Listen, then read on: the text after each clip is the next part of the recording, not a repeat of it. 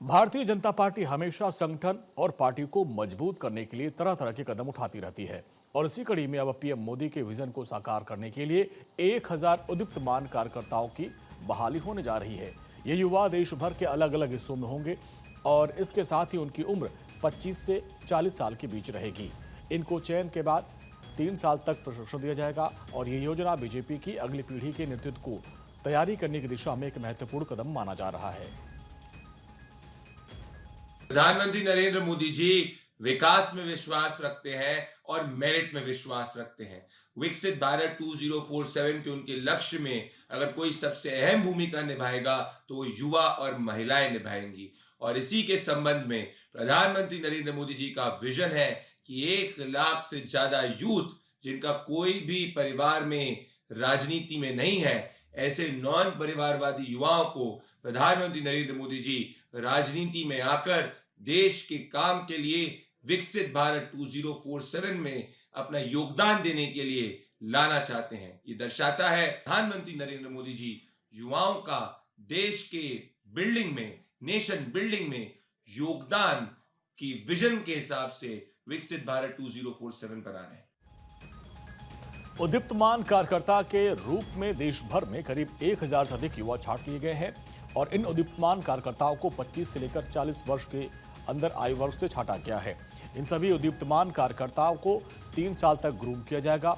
उसके बाद इनको पार्टी की मुख्य धारा में शामिल किया जाएगा और चुनकर निकाले गए करीब 200 उदीप्तमान कार्यकर्ताओं को बीजेपी के केंद्रीय और प्रदेश संगठनों में जगह दी जाएगी और करीब 300 उदीप्तमान कार्यकर्ताओं को विभिन्न उपक्रम, आयोग और समितियों में जगह दी जाएगी और करीब 500 उदीप्तमान कार्यकर्ताओं को भविष्य के नेता के तौर पर अलग अलग तरीके से ग्रूम किया जाएगा।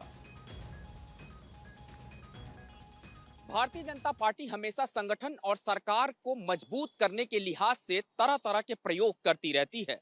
प्रधानमंत्री नरेंद्र मोदी का विजन उदीप्तिमान कार्यकर्ताओं की बहाली करना, यानी आने वाले दिनों में 1000 उदीप्तिमान कार्यकर्ताओं को तैयार किया जाएगा। ये कार्यकर्ता देश के अलग अलग राज्यों से चुने जाएंगे। इनको चुनने के बाद से 3 सालों का प्रशिक्षण दिया जाएगा और इसके बाद इनको संगठन में अलग अलग हिस्सों पर रखा जाएगा ताकि इनके अनुभव का लाभ आने वाले दिनों में भारतीय जनता पार्टी को भी मिले।